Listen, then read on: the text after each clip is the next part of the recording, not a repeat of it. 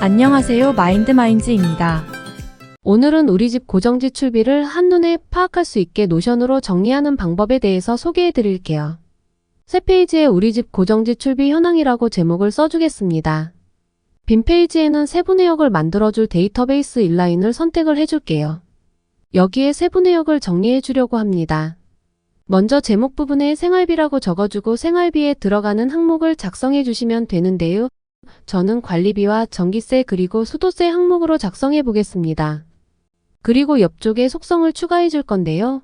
선택을 누르고 속성 편집에 고정지출비가 나가는 날짜를 작성해 주시면 됩니다.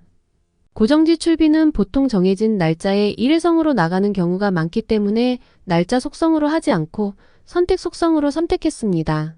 옵션에서 지출되는 날짜를 몇 가지 적어줄게요. 날짜라고 속성 이름을 해주고 각각의 고정지출비가 나가는 날짜를 선택해 주시면 됩니다. 이렇게 날짜를 선택했습니다. 그 다음 속성 추가를 해서 금액을 넣어줄 건데요. 속성은 숫자로 해주고 숫자 형식은 원으로 해주겠습니다. 이렇게 고정지출비에 대한 금액을 숫자만 적어 넣으면 금액으로 표시가 됩니다. 총액을 계산하려면 이렇게 아래 부분에 계산을 합계로 해주시면 돼요. 그러면 이렇게 금액에 대한 합계가 표시됩니다. 속성을 하나 더 클릭해서 결제 방법에 대한 내용을 넣어볼 수도 있어요.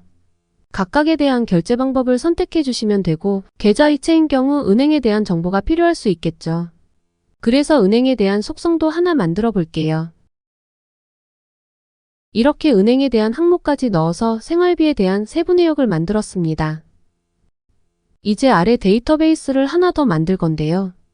같은 방법으로 데이터베이스 인라인을 추가해서 만드는 방법도 있지만 이렇게 하면 같은 작업을 여러 번 반복해야 하니까 위에 만들어 놓은 데이터베이스를 복제해서 사용하는 방법으로 하시면 편리합니다.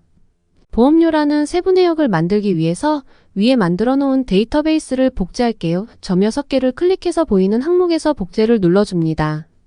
그러면 이렇게 같은 내용으로 복제가 되었어요. 아래 내용을 삭제를 해주고 복제된 데이터베이스를 수정해서 보험료라고 바꿔주고 내용을 적어줄게요. 날짜와 금액, 결제 방법에 대해 변동이 있다면 바꿔주시면 됩니다. 보험료도 종류가 여러 가지가 있을 수 있으니 항목별로 나눠서 적어주겠습니다. 날짜와 금액, 결제 방법과 은행도 변경해 줄게요. 이렇게 보험료 항목도 만들어 보았습니다. 또 하나 복제해서 이번에는 통신비와 인터넷을 적어보겠습니다. 휴대폰 비용과 인터넷 비용이 들어가고 날짜와 결제 방법 부분도 수정해 주겠습니다. 데이터베이스를 하나 더 복제해 주겠습니다. 이번에는 정기구독료 항목을 만들어 줄게요. 쿠팡이나 아이클라우드, 네이버 멤버십 등 개별적으로 사용하고 있는 정기구독료가 있다면 항목을 기재해 주시면 됩니다. 만약 새로운 결제 날짜를 새로 추가하고 싶을 때는 날짜를 적어주고 앞에 생성을 눌러주면 추가할 수 있습니다. 금액과 결제 방법, 은행명도 수정해 줄게요. 이렇게 고정지출비의 세부 항목들은 본인에게 맞게 분류해서 설정해 주시면 됩니다. 통신비 부분 금액도 다르게 바꿔볼게요. 고정지출비 항목이 많아지면 매달 얼마의 고정지출비가 발생하는지 한눈에 파악하기 어려울 수 있는데요. 이런 부분을 해결하기 위해서 고정지출비를 한눈에 파악할 수 있는 항목도 만들어주면 좋을 것 같아요. 제목 아래 콜아웃을 생성해 줍니다. 제목은 고정지출 총정리라고 해줄게요. 그 아래 데이터베이스 인라인을 하나 만들어서 제목을 고정지출 총정리라고 하겠습니다. 이름에 고정지출비라고 하고 속성을 추가해서 관계형을 선택할게요. 지금 해볼 관계형과 롤업은 서로 다른 데이터베이스 간의 연결을 설정하고 집계되거나 연결된 정보를 검색할 수 있는 강력한 데이터베이스 기능이에요. 관계형을 선택하고 나면 이렇게 관계형 대상을 선택하라고 나오는데요. 여기서 더보기 눌러서 생활비를 선택할게요. 속성 이름은 생활비로 바꿔주고 생활비의 표시를 눌러서 관계형 추가를 활성화할게요. 이렇게 하면 아래 생활비에 정리해둔 속성에도 관계형이 만들어져서 확인할 수 있어요. 어느 쪽에서 수정을 하더라도 서로 연결이 되어 보이는 거예요. 이렇게 만들어진 관계형 생활비 속성 아래를 클릭하면 생활비에서 적어둔 항목이 보이는데요. 이걸 모두 선택해 줍니다. 이렇게 항목이 표시가 되는 것을 볼 수 있습니다. 그 다음 옆에 총액을 계산해 줄 건데요. 속성 추가를 해서 롤업을 선택해 줍니다. 이름을 생활비 총액이라고 해주고 아래 관계형에서 생활비를 선택해 줍니다. 그 다음 속성은 금액을 선택해 주고 계산은 합계를 선택해 주겠습니다. 그러면 이렇게 생활비에 대한 총액이 계산이 되어서 보이게 됩니다. 이렇게 생활비 총액이 만들어지면 가계부를 열었을 때 한눈에 얼마인지 파악하기가 좋습니다. 그 다음 속성 추가를 해서 이번에는 보험료 관계형을 만들어 줄게요. 관계형을 클릭하고 보험료 항목을 선택해 줍니다. 보험료의 표시 체크한 다음 관계형 추가를 눌러줄게요. 보험료를 클릭하고 관계형 추가를 해줄게요. 항목을 선택해주고 옆에 속성 추가해서 롤업을 만들어 줄게요. 이름은 보험료 총액으로 해주고 관계형에는 보험료를 선택해줍니다. 속성은 금액으로 해주고 계산을 합계를 선택해 줄게요. 이렇게 보험료 총액도 만들어졌고 같은 방법으로 남은 세분의 역의 관계형과 롤업을 각각 만들어 주겠습니다.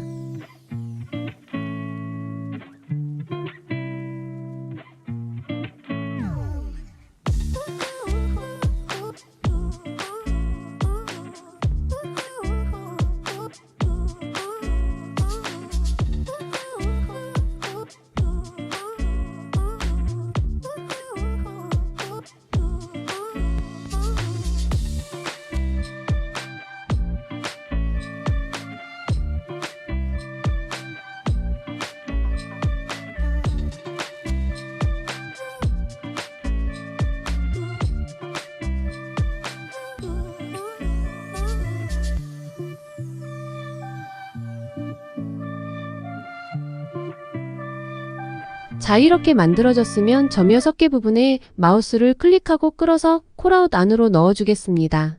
이렇게 콜아웃 안에서 확인할 수 있습니다. 화면을 넓게 보고 싶다면 위에 오른쪽 세 줄을 눌러서 전체 너비로 해주시면 넓게 볼 수 있어요. 필요 없는 부분은 삭제를 해주겠습니다.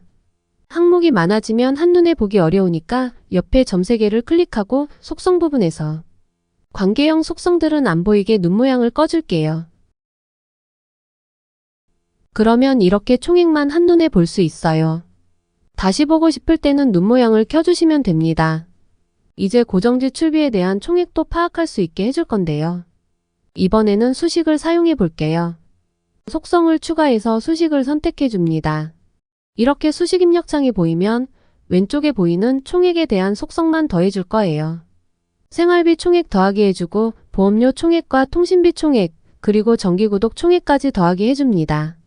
그러면 완료 버튼이 활성화되는데요. 클릭해 줍니다. 숫자 형식은 원으로 해주겠습니다. 이름은 고정지출 총액으로 바꿔줄게요. 속성을 보기 쉽게 맨 앞으로 이동하겠습니다. 예를 들어 생활비에 새로운 항목이 생겼다고 가정해 볼게요. 이름과 금액, 은행명도 수정해주고 관계형의 고정지출비를 선택해 주시면 위에 총정리 부분과 연동이 되어서 총액 부분도 바뀌는 것을 확인할 수 있습니다. 우리가 관계형을 설정해 주었기 때문에 고정지출 세분의 역에서 이렇게 변동되는 부분이 있다면 관계형을 통해서 자동으로 계산되는 방식이라 고정지출비 항목을 관리하기 수월합니다. 한 번 더 보여드리면 통신비 부분에 새로운 항목을 추가하고 관계형을 선택하지 않는다면 금액 부분이 바뀌지 않아요. 다시 관계형을 선택해주면 이렇게 금액이 바뀌는 것을 볼 수 있습니다. 이제 가계부 페이지를 꾸며줄까요? 아이콘 부분을 클릭해서 새로운 아이콘으로 바꿔볼게요. 커버를 추가해서 가계부에 어울리는 이미지로 바꿔주겠습니다. 이제 고정지출비를 관리할 수 있는 가계부가 완성되었습니다.